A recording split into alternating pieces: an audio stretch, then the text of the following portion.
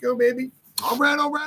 You are looking live at sold out MetLife Stadium, where today the 16th in playoff down New York Giants are taking on the 0-16 Dallas Cowboys. And why are the Dallas Cowboys 0-16? Because they suck. What? They're 12-5 every year, and they get to the playoffs, can't even win a playoff game. Get smoked in the first round of the playoffs by a 7-seeded team. Come on, Cowboys. You suck.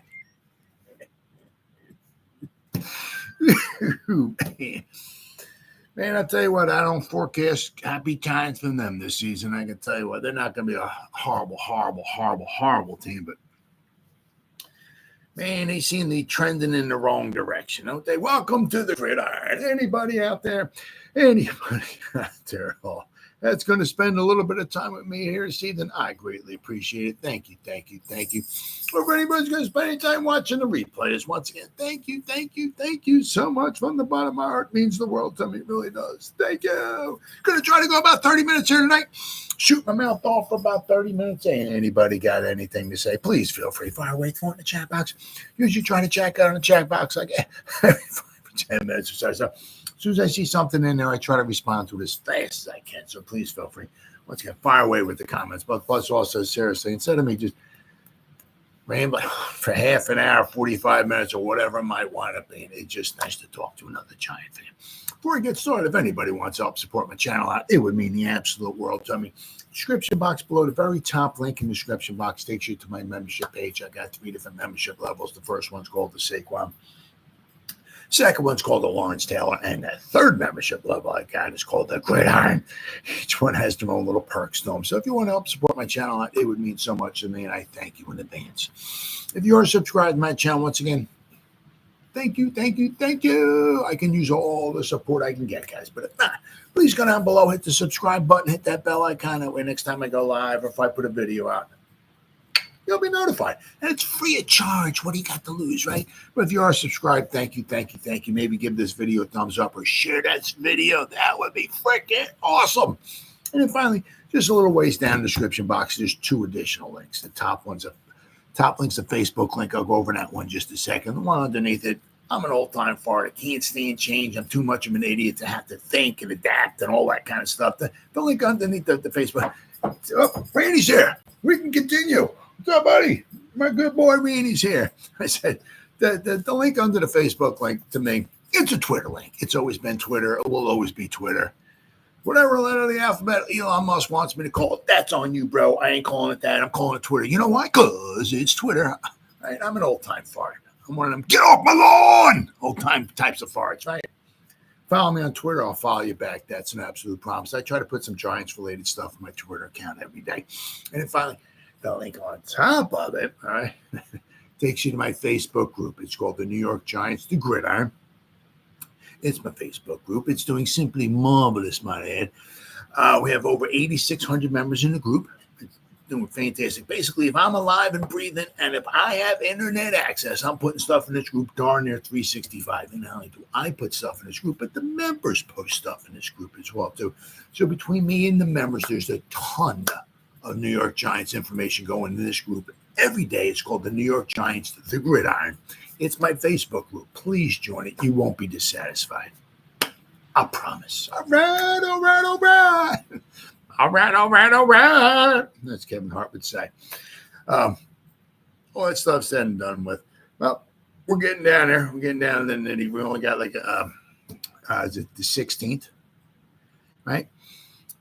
When the rookies show up to training camp. Now, it's not the rookies and the veterans of the following week. So you figure, let's say 6, 7, 8. Okay, so not this Tuesday coming up, but the following Tuesday, right? The rookies will be showing up. So I have a little something going on. So the wilderness weeks are dwindling down. So we have basically 9-10 days left, and then the rookies are going to show up. And then the following week, on Tuesday, that's when the bets show up. And then on Wednesday, that's when we have the clash of the Titans. That's when training camp starts and we're off and running. Whew, and another season is upon us, guys. Thank you, sweet dear baby Jesus. Thank you. Oh, man, I love it. Absolutely love it. All right, so we got some stuff to talk about. I never got to this the other night because I was just about the Hard Knocks. That's what it was. I was just going on and on and on about the Hard Knocks. And the last thing, actually, I guess in a way, it wound up turning out, for me anyway. If we had the choice of the two, I'm happier the way it went. I'll explain in just a second. As I said the other night, Wednesday night, I took off last night with the fireworks and all that stuff and everything. But Wednesday night, I had a couple things. One of it was going over the Hard Knocks and all. But the last thing was the player of the director of player pro scouting, I guess it was, kind of made a boo-boo, kind of screwed things up a little bit like that. Now, if he had his facts and figures, if he had all his ducks in a row, quite possibly we would have had Sexy Dexy, and he would have had maybe one of his BFFs of all time, right?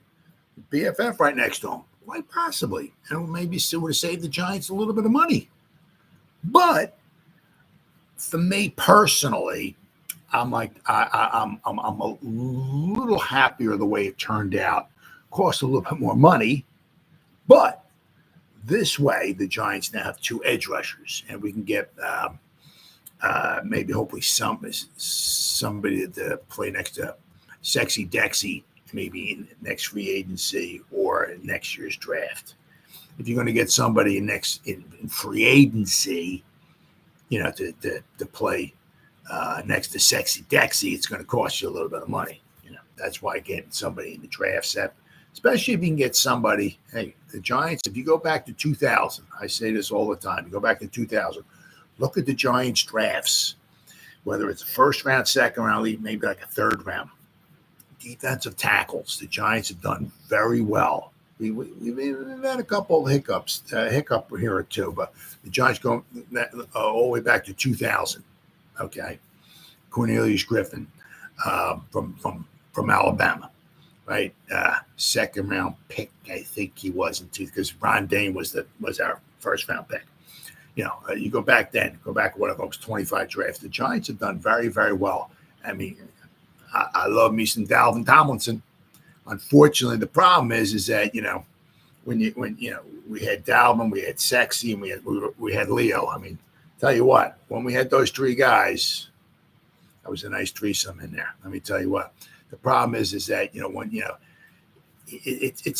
I mean, you can't pay an edge rusher, pay this other edge rusher, pay your defensive tackle, draft somebody, and pay. It's kind of you got to pick your poison. The NFL doesn't want that. Or you can do that, but then you can't have the rest of the team.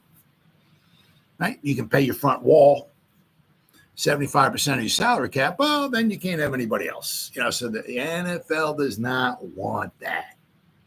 Okay, unfortunately.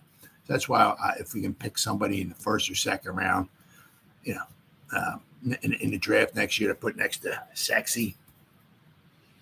Yes, get that front four. Oh, I can't say I'm all about defense, but the thing is, like, man, if you got 3 out of 4, let's get the fourth piece in there. Let's see what the front four can do. Once again, Sexy's. I'm not saying he's over the hill. Don't get me wrong there, but this is 6th season. If we draft somebody next year to put next to him, that's going to be Sexy's 7th season. He's not going to be playing. He's not going to have a 42-year career, right? So he's at stardom right now, but I have a hard time seeing him going up. I mean, he's pretty much about where he's going to be, which is in the upper stratosphere. The only place for him to go is starting going downhill. Okay, you give him a guy. Once again, I don't want to sound like Grim Reaper. Give the guy an injury. or another few years of wear and tear on his body because guy plays a lot of snaps, he's going to start coming down. Let's see if we can get somebody to put next to him. I mean, Kayvon is in his he's on his way up. We got Burnsy. Let's get somebody next to Sexy, right? Who can bring out the best in that front four. We got 3 out of the 4. Let's get the 4th piece in there. Let's see what this front 4 can do. Because it all starts in the trenches. Right? Ain't that right, buddy? Huh? Handsome pal. Handsome Randy. My good boy. But I mean, it's, the front 4, which is a Bowen thing, right? Get pressure. 4 guys, hands in the dirt, whatever. Let's get pressure on the quarterback, but let's also stop the run too. That's the Bowen MO, method of operation, right? So I would love to see that. But anyway, getting back to what I didn't have time to do the other night because I think it was up to what the hell was it? I was up to an hour and 12 minutes, I think it was. And I still had this one story to go over. I don't want to be there for an hour and a half. These videos, although I'll talk here 24/7, but I mean, I know the longer the videos go, I mean, the less chances of people seeing them and all that stuff. Nobody's watching, this video for an hour and a half long or nothing like that. So anyway, but what I tried to get to the other night was the Giants turned down a Dexter Lawrence, Christian Wilkins. And I'll tell you what, Sexy Dexy and Christian Wilkins are literally almost like BFFs, right? How Sexy Dexy and Leo became really good buddies. Well, I mean, Dexter Lawrence and Christian Wilkins were literally BFFs. Giants turned down a Dexter Lawrence, Christian Wilkins tandem because one scout got it wrong. Actually, it wasn't a scout. I mean, I it was a scout.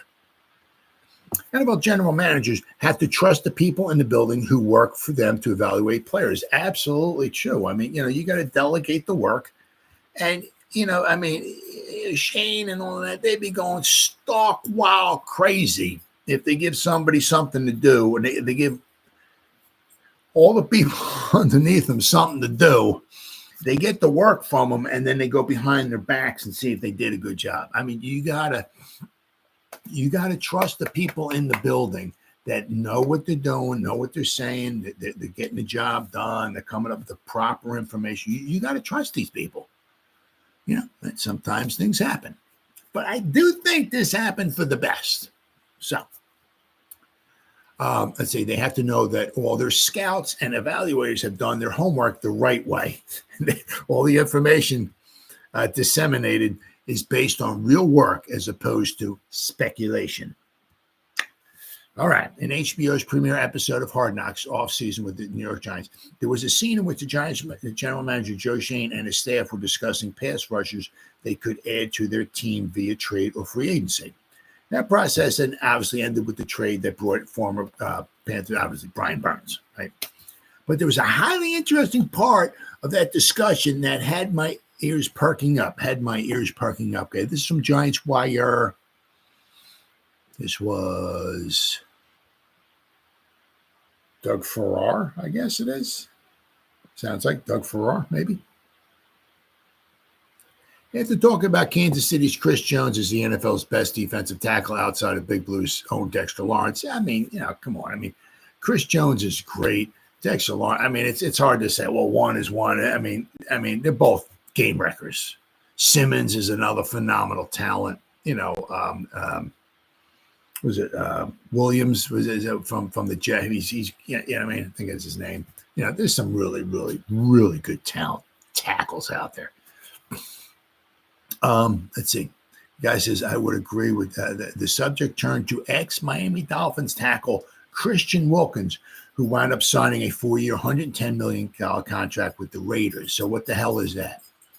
$27.5 million a year. Whew, man, wow. When Wilkins' name came up, Chris Rossetti, the Giants' director of pro scouting, was less than overwhelmed by Wilkins' attributes. Okay. This is Dexter's best friend, BFF. Yep. Rossetti said, I don't think he's a difference-making pass rusher on third down. Are you sure about that? Really? Are you hitting a crack pipe?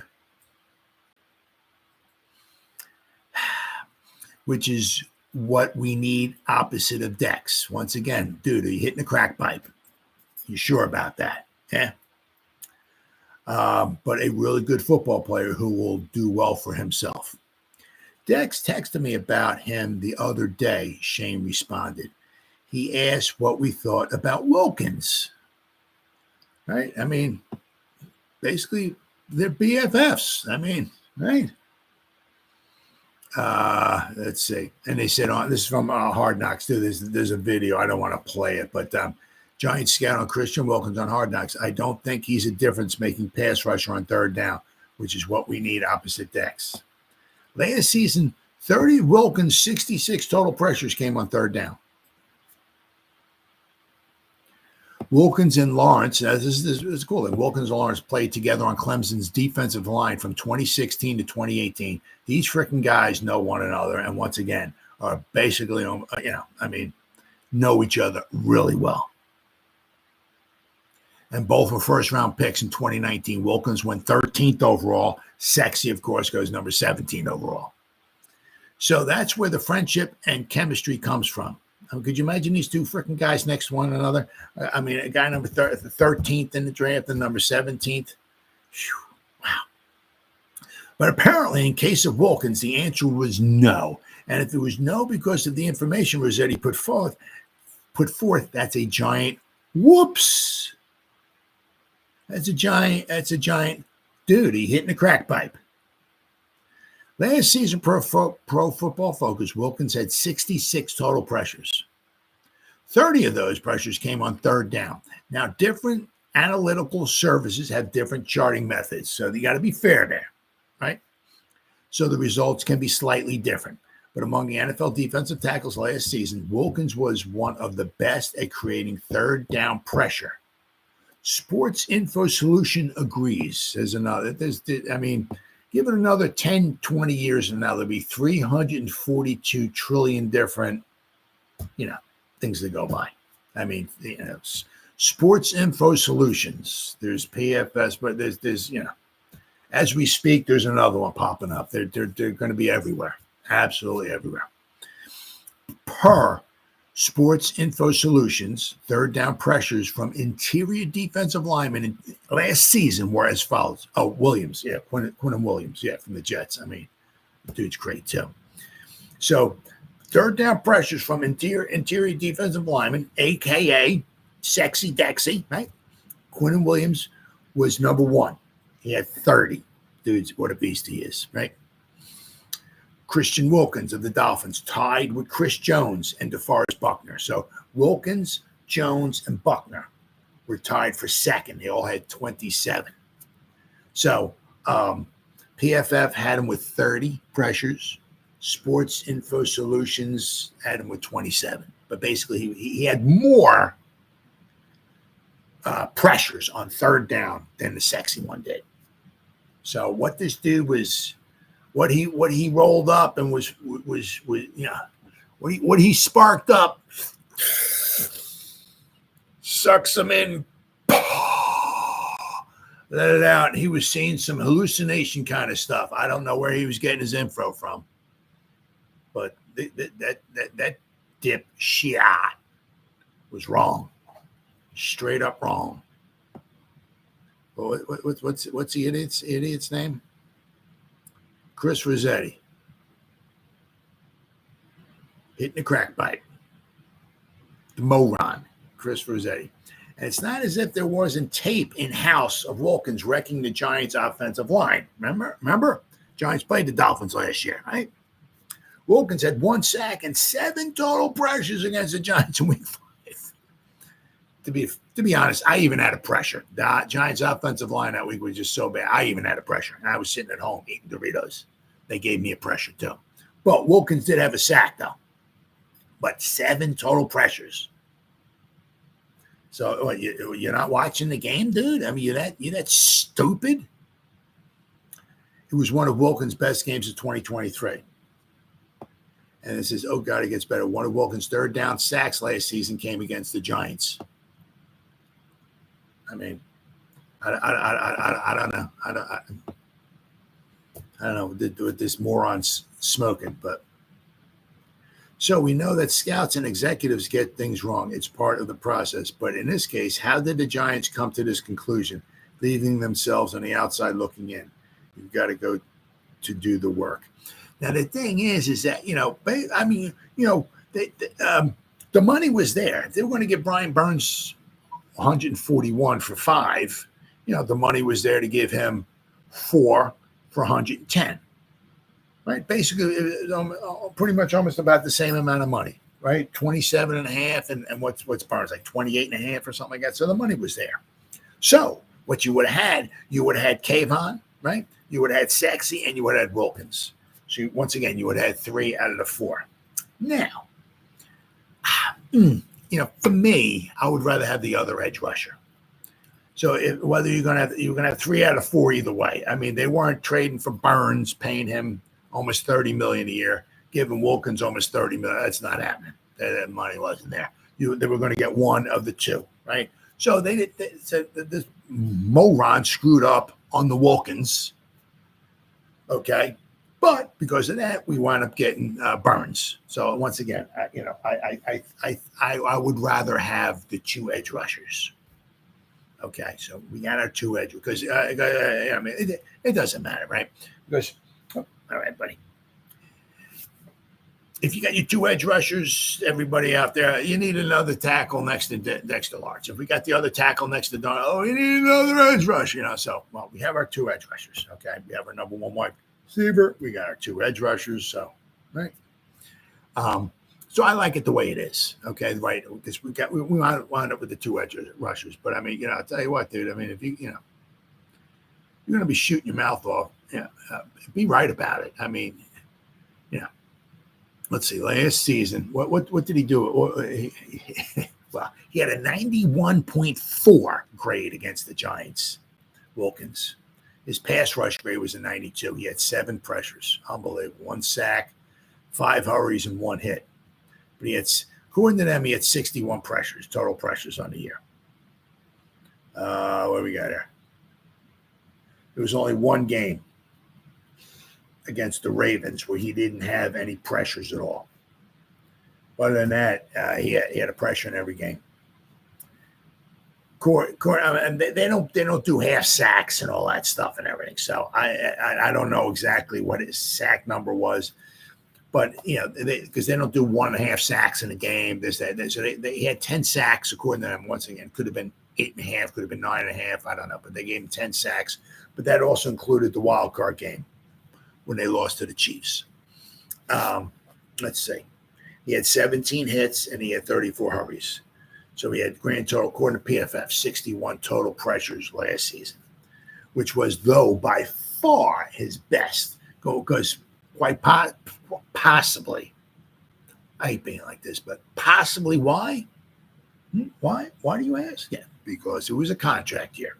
If you'll notice, because that was his 5th-year option. That was his 5th year, okay? His first year in 2019, he had 30 pressures. 2020, 18 total pressures, 2020. Once again, not a contract year. 2021, once again, not a contract year. He had 31 pressures. Once again, 2022, 33 pressures. Contract year, 61 pressures. So, once again, you hate saying that or thinking like that or whatever, but it happens. It does happen. It's amazing how all of a sudden, basically, this guy get twice as many pressures, just happened to be the contract year. He gets himself $110 million for 4 years. He basically doubled his pressures from the year before. Got himself $110 million. Right? What did he do with the other 4 years? Right, his first 4 years, he had basically 16 sacks. Last season, according to PFF, he had 10. What was he doing his first 4 years? What were you doing? I mean, so anyway, but He did very well. Obviously last season he did very, very well. But to be honest with you, in 2021 and 2022, his overall defensive grade was better. His pass rush had come down. His run defense in 2021 and 2022 were very good. Very, very good. But if you also look at it, to be fair, 2021 by PFF, he graded out 83.3. 2022, he graded out 82.2. Right, so his overall grades those 2 years were very, very good. Last season, he went down to 71.8, but his pass rush went up. His pressures and all that. So his run defense took a dip.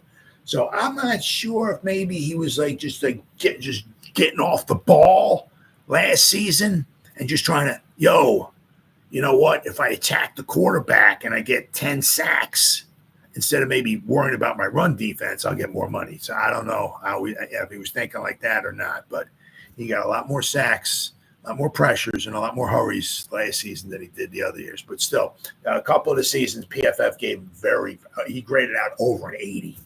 So once again, he earned it. Yeah, so good for him. But, I'm not exactly sure where this moron got his information from, but he was wrong. He was wrong. So we almost had a Wilkins and Sexy Dexy. And as I said, they played together on Clemson for 3 years. I mean, but anyway, I'd much rather have the two edge rushers. All right, next we got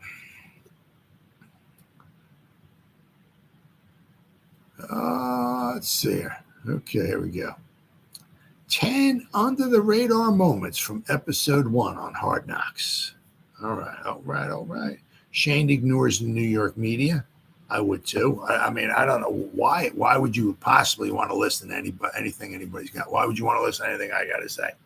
I mean, Shane's that dry around, man. What are they saying on the fan, WFAN? What are they saying? Oh, the Giants should pick up a running back. Oh, man. All right, okay. The fan thinks we should do it. I mean, why what's he care about what anybody's got? Who cares, right? The opening scene of Hard Knocks, Shane is cruising along in his car, eating an Uncrustable. Ooh, they're good. I like them. While talking about his ascension from scouting assistant to GM, Shane also seemed to suggest that he ignores the New York media, which is, you got to. I mean, nothing but negativity. Mostly notable, the sports talk radio. I mean, why are you listening to me? Why are you listening to anybody on the fan? Why are you listening to anybody? Why? I mean, who cares what they got to say, right? He said, I could tell you what channel sports radio, if you guys wanted to listen to sports radio right now. I could not tell you what channel it was, Shane said. You really got to tune that noise out. Listening to outside noise doesn't do any good, which is absolutely true. Absolutely true. Apparently, Jacobs was valued higher than Barkley. Interesting. During a roundtable discussion about potential free agent running backs, Giants assistant general manager Brandon Brown asked about the financial valuation of Barkley and Josh Jacobs. And this moron, once again, initially, director of pro scouting Chris Rossetti and senior vice president of football operations and strategy Kevin Abrams both felt that Jacobs would net a larger yearly salary than Barkley on the open market due to age and injury history. That's now played out in free agency. The Eagles once overpaid, right? Because the Eagles can overpay. The Eagles can pay 842 guys on their roster, can pay each guy $400 trillion a year, guarantee every dollar, and they're still somehow under the cap. Well, what they do is they take the $400 trillion a year in salary they're paying each guy, okay, and they spread it out over 352,000 light years. So the guy's basically getting like a minimal amount of money. He'll be getting paid 492,000 lifetimes. He'll be getting paid. They just put so many void years on the end of all the contracts. That's how he gets all these good guys in there.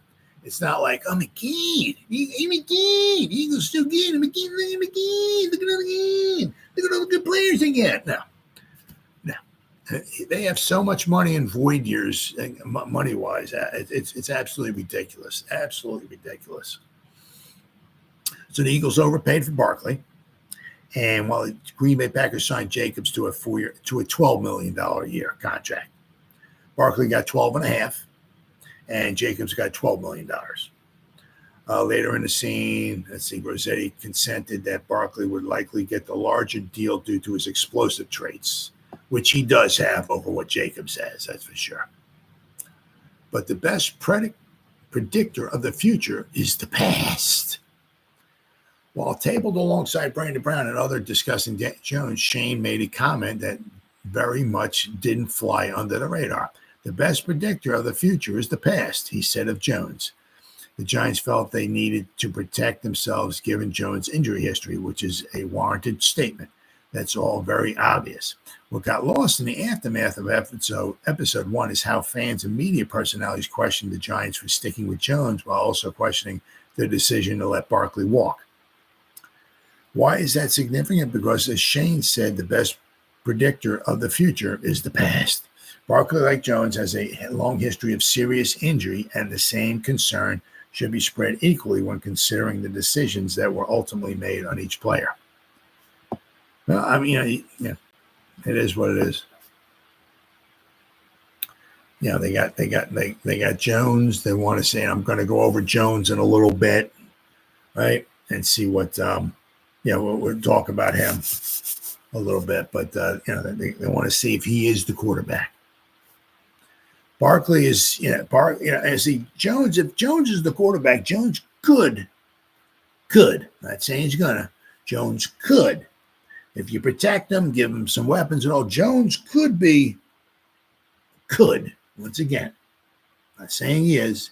Could start projecting on the way up. Could. One more time. Barkley is going to start going down. Barkley's not, right? If Barkley starts going up like that, that's only because he's on a far superior team. He's not getting injured, not like that. But the amount of carries Barkley has, the amount of injuries he's had, this, that, and the other thing, he's not going to start, He's If he does, good for him. But, he's had a lot of touches. He's had a lot of wear and tear on his body. He's had a lot of carries. Since early in the episode, Shane is shown making changes to the whiteboard in his office. At the bottom of the board was a defensive breakdown of how many players the team had at each position. Off to the right of that simply read, need 3. Later in the episode, while again discussing the team's defense, Shane alluded to potentially needing 3 new starters. Does it make sense to go get 3 high-level starters and that's all you get? Or do you go quantity over quality because we have so many holes? Because the thing is, you can get the quantity, but then what if they start getting injured? Then you're going to go from the quantity to your second round, to your backups. You're going to be such a drop in talent, Or do we just need one player that will really change the roster? Shane questioned. That was the decision they faced the Giants early in the offseason, even before the hiring of defensive coordinator Shane Bowen. The only high-level defensive starter acquired by the Giants in free agency was linebacker Brian Burns. They later selected Tyler Nubin and cornerback Andrew Phillips in the 2024 NFL Draft. All the other additions would be considered depth pieces. There's another one. Obviously, Leo. During a brain trust discussion about free agents defensive lineman, Shane and company dreamed about Chris Jones pairing with Dexter Lawrence. They also pondered Christian Wilkins, but erroneously dismissed him when I just went over. Then when that moron said he can't rush the passer on third down. Let's see. Before the scene faded, viewers could hear the Giants begin to discuss the number 3 guy on their D list, Leonard Williams. Obviously, Leo, we know Leo, Rossetti said. If only NFL Films allowed a few more seconds worth of audio during that discussion, the Giants traded the Big Cat to Seattle in exchange for a second-round pick, which they wound up using on Nubin. Then they got this one here, Boogie and Ryder. Boogie Basham and Ryder Anderson. I don't know about this here, but we'll have to wait and see. Shane Bowen's defensive philosophy will be built upon having an elite pass rush up front with 4 guys who can disrupt the quarterback organically. I want guys that attack, Bowen said. We're going to be structured by having 4 elite pass rushers up front. That's where he starts talking about maybe Boogie Basham or Ryder Anderson. Now, Ryder Anderson's got some length to him, so 4 guys we can line up, put their damn hand down, and go win. Bowen's comments were made before the Giants acquired linebacker Brian Burns, who will be plugged in next to Thibodeau and behind Lawrence. But who else? There needs to be at least 1, possibly 2 more. I think with the current roster, seeing if Boogie Basham can do that, Bowen said, is there a role for Ryder Anderson potentially with his length? Like Shane, Bowen also suggested adding another elite interior pass rusher, something the Giants never did, although Jaelan Phillips will have a chance to win that role. Yeah, well, they'll have a chance to win the role, but they're also saying another elite interior pass rusher. They just don't fall off of trees, right? Frank Gore is a fan of Motor. Yeah, I'm dying to see the Motor Man out there on the field. While at the East-West Shrine game, Shane met up with former player of his, NFL great Frank Gore, who was scouting on behalf of the 49ers. Shane would think Gore had a long history of scouting even during his playing days and identified Devin Singletary, nicknamed Motor, before he came out. He's one of those guys who early in the process had actually identified Motor Singletary before he came out, Shane said. He had watched college film on him and really liked him. When he talks running backs, you listen. That's true. It's Frank Gore. Those running backs, that's for sure. Giants, of course, signed Singletary to help replace Barkley. Shane's grandmother has a crush. Yes, I'd be a little embarrassed about this here. On Notre Dame's Sam Hartman, who is now a direct rival of the Giants with the Washington Commanders. Hartman, my grandma loves him. She still lives in South Bend and watches Notre Dame games. Good for you, Grandma. I try to watch him too whenever I can every Saturday. That's my team. She likes, what do you think about Hartman, Joe? He is so cute. His grandmother says that. She goes, I may be 93, but I'm not blind. I'm like, oh, geez. And Shane's like, oh, geez, Grandma. His 93-year-old grandma is saying that the dude who's 70 years younger than him is hot. Okay, Grandma Shane is not alone. Ladies love Heartthrob Hartman. Well, but let's see. There was another one. 49ers Super Bowl win. Brandon Brown suggested that possibly the 49ers would win the Super Bowl, which of course they lost. Shane is Super Bowl depression, usually Super Bowl. The Super Bowl, that's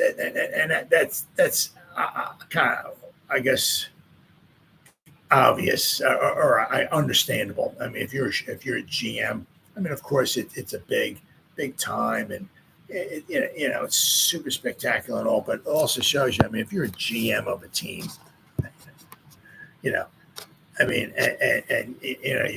it's like you're watching these other 2 teams on the field play the Super Bowl, and you're at home. You're like, yeah, that's because we suck.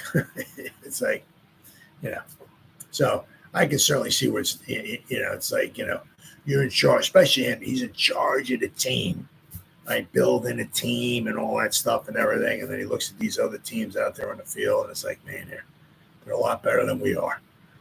We got a way. I don't want to say wait, but we got a little ways to go here. Purdy took them there, but if you look at the 49ers roster, it's like, that's a good roster. And of course, then you look on the other side of the field, and how did they get there?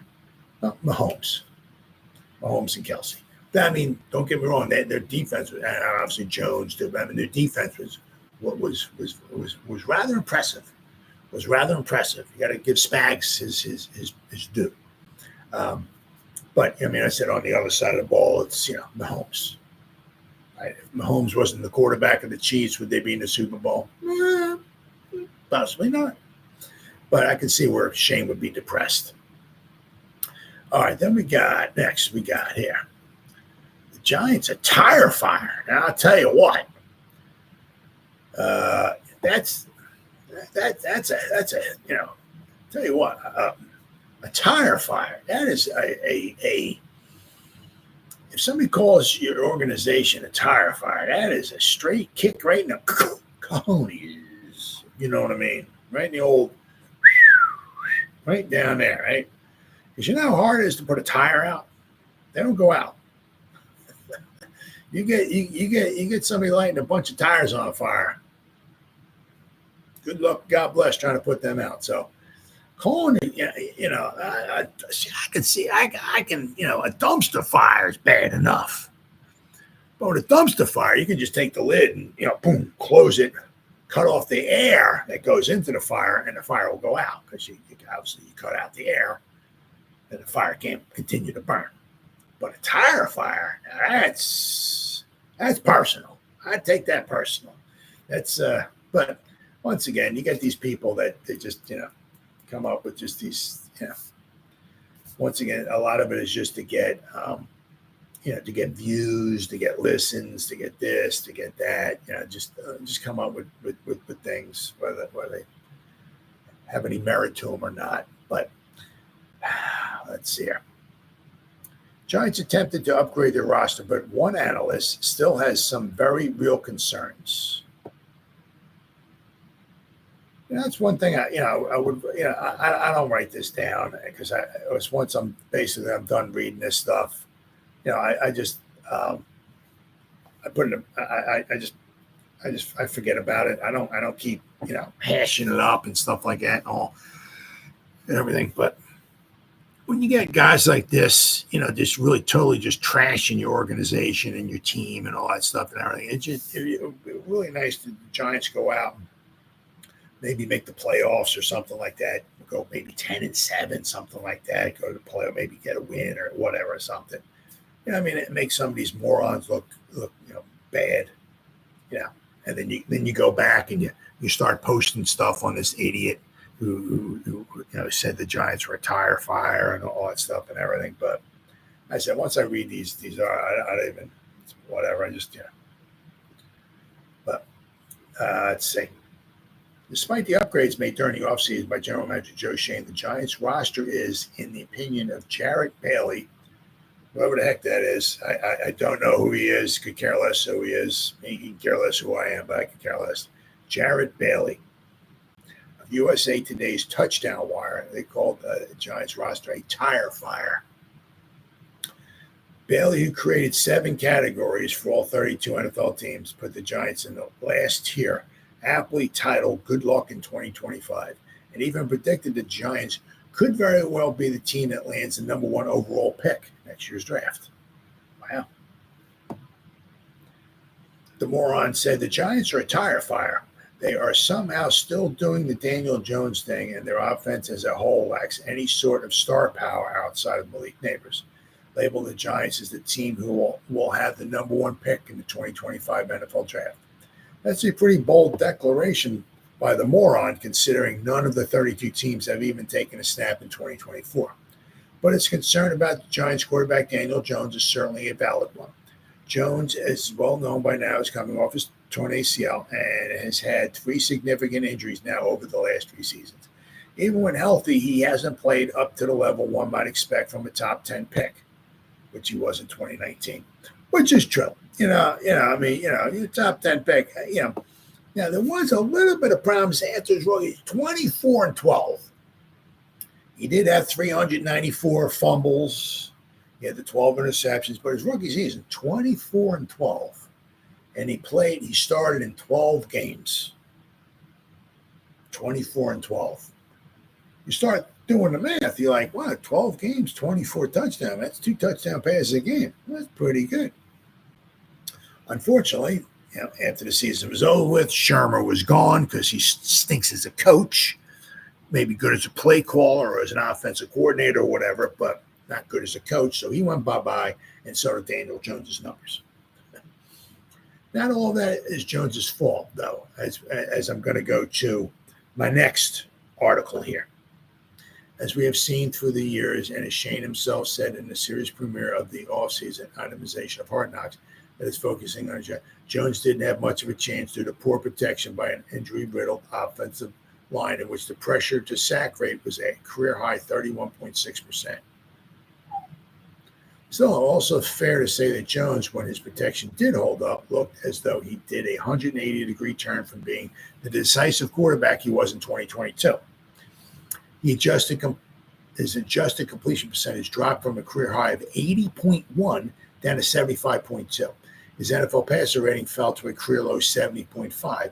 And of the three quarterbacks on the Giants roster last season, Jones's 20% rate, in which he was directly responsible for the pressures he faced, led the group.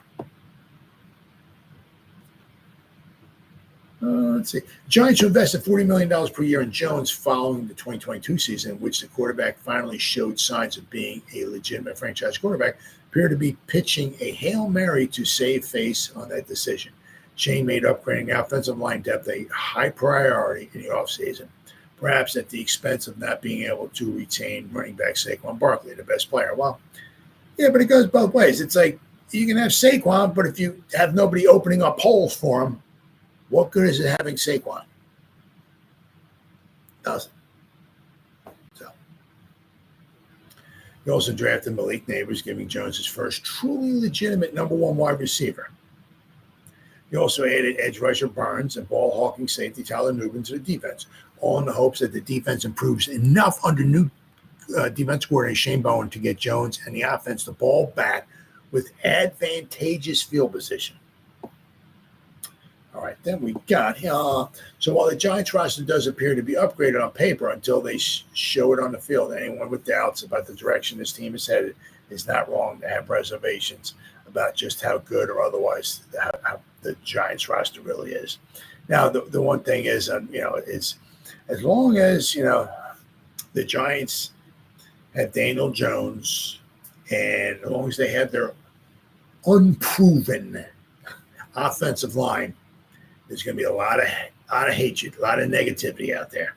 Giants need to show, with their offensive line, they spent a lot of high draft capital on offensive linemen.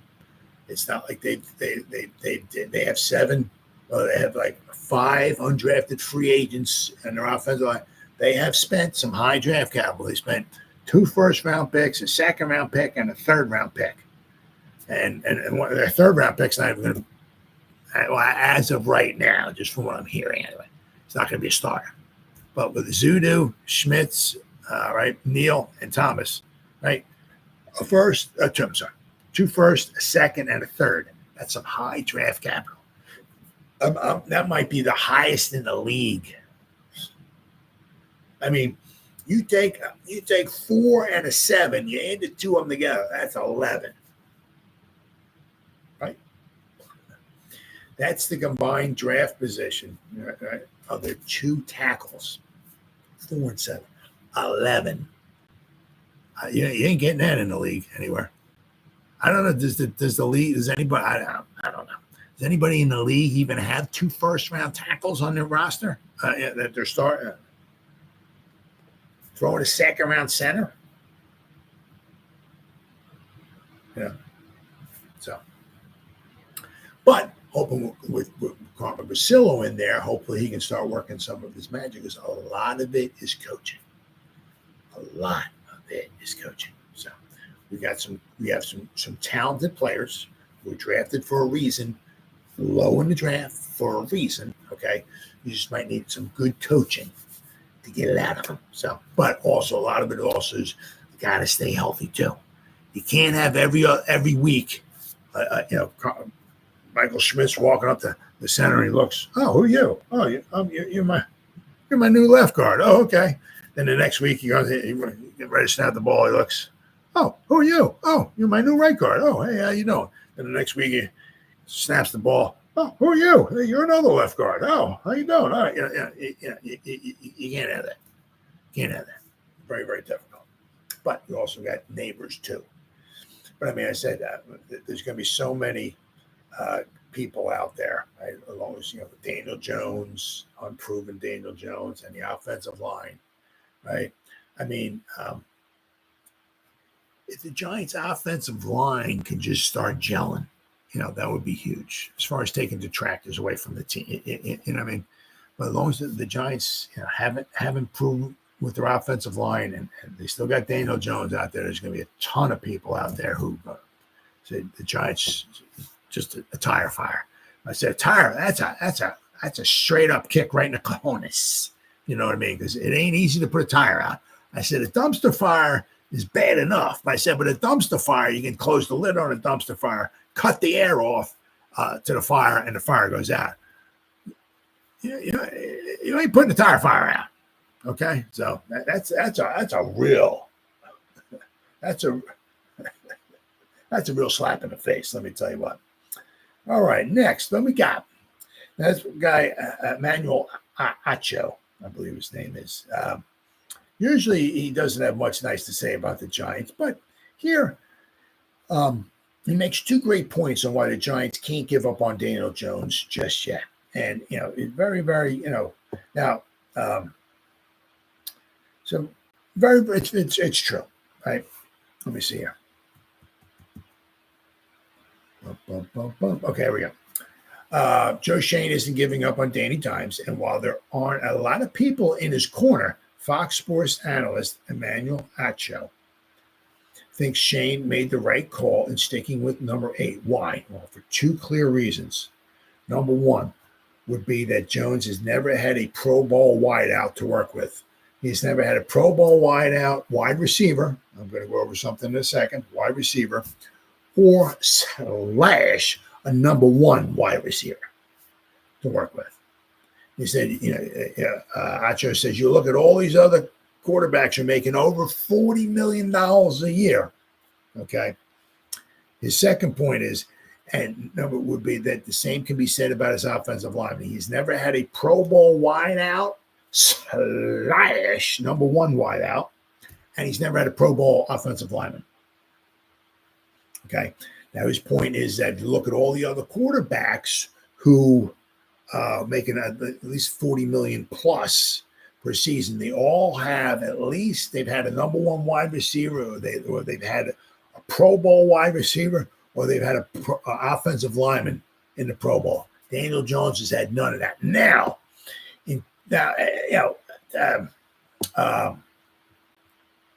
Daniel Jones did not reap the rewards of much of this because in 2020 he was injured a little bit. I guess remember we had Colt McCoy was in there for a couple of games, I think it was, right? But in 2020, somehow Evan Engram made the Pro Bowl. He had like 63 catches for like 650 yards. That was like 2 yards of reception or something like that. He had 1 touchdown catch all season long, and somehow he made the Pro Bowl. That was his 4th season. His touchdown receptions keep going down. And in his 4th year, when he had 1 touchdown reception, somehow he made the Pro Bowl.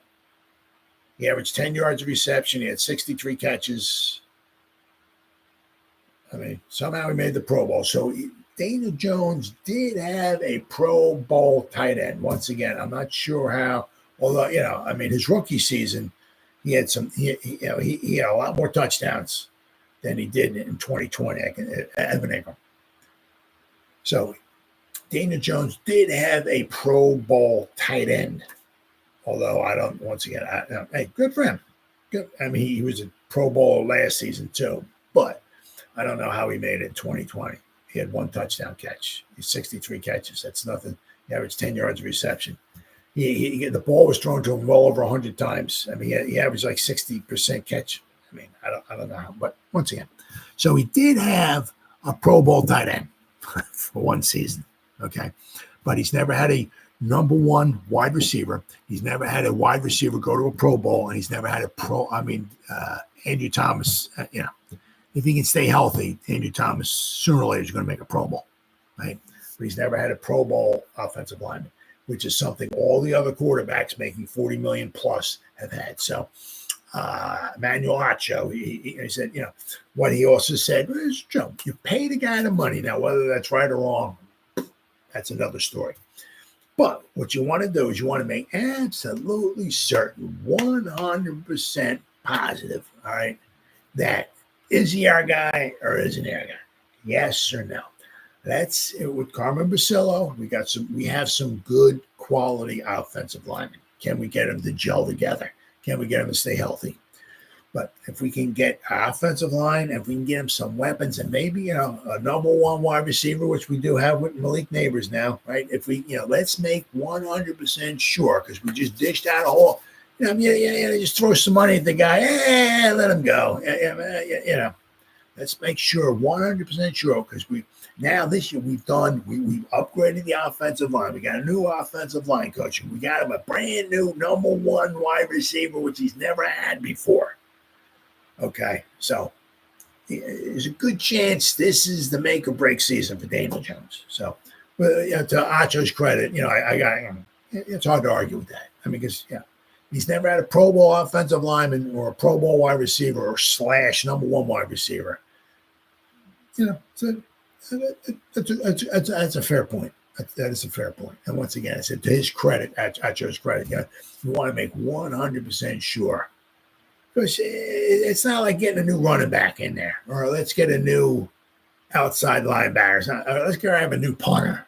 Right? Let's get a new holder in there, right? I mean, no, this is the toughest position in all sports. So let's make 100% sure: is this that guy or not? Right? So I mean, Daniel Jones. This will be his third year in pretty much the same system. Right? He shouldn't be doing much thinking. He should just be out there like wax on, wax off. He should be like a ninja, getting that ball. Just he's not thinking. He's just automatically boom, boom, boom, boom, bang, bang. Just looking through the progressions and all. So let's say so. So there is somebody actually out there, okay, who I don't want to say he's on Daniel Jones' side, but is giving the Giants some credit for sticking with Daniel Jones. Not everybody's doing that, okay? Because usually with the Giants, don't get much love with the when it comes to the New York Giants. The Giants don't usually get much love. All right, and then finally, show me the money. How much are the New York Giants worth today? Oh man! Last time the Giants were sold was back in 1925 when Tim Mara bought the team. The initial entry fee was $500. Mara, a legal bookkeeper and businessman, transferred the team to his two sons, Jack and Wellington, in the early 30s. I believe it was 1930, because Wellington, in 1925, Wellington was 9 years old. When he became co-owner of the team, when he transferred ownership, Wellington was 14. So that was 1930. So he transferred ownership. To his two sons, Jack and Wellington, and I believe it was 1930. Okay. Then they held the team jointly until Jack's death, unfortunately, happened in 1965. Jack Mara's half of the team was assumed by his surviving family and representing by his son, Tim, which wound up being absolutely horrible. The relationship between Tim and his uncle Wellington was famously rocky, to the point where the league had to do an intervention to help keep the storied franchise. These two guys could not agree on anything. So Tim Mara, his sister, and his mother had held their 50% share until 1991, when they sold to billionaire Bob Tisch in a deal that was estimated to be worth $60 million. Man, they got screwed. That was the last time the Giants had ever entertained any type of a sale. The Mara and Tisch families have maintained equal ownership of the franchise ever since. Both sides have stated they have no intention of selling. Good.